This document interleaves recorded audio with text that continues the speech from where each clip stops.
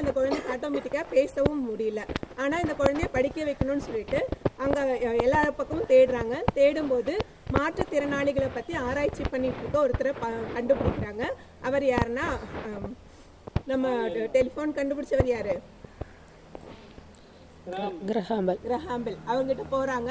அங்க போய் அவர்கிட்ட கேட்கும்போது அவர் வந்து பெர்கின்ஸ் பள்ளின்னு சொல்லி மாற்றுத்திறனாளிகள் படிக்கிற பள்ளிக்கு கூட்டிட்டு போறாரு.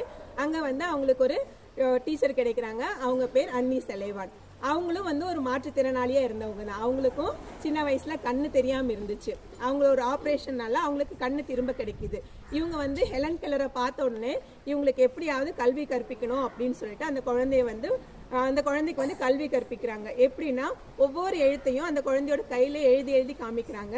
அந்த குழந்தையும் அடுத்த நிமிஷமே என்ன பண்ணுது, அந்த எழுத்தை அந்த அன்னி செலைவான் கையில எழுதி காமிக்குது. இப்படியே ஒவ்வொரு லெட்டரா எழுதி ஒவ்வொரு வார்த்தைகளும் சொல்லி கொடுக்குறாங்க.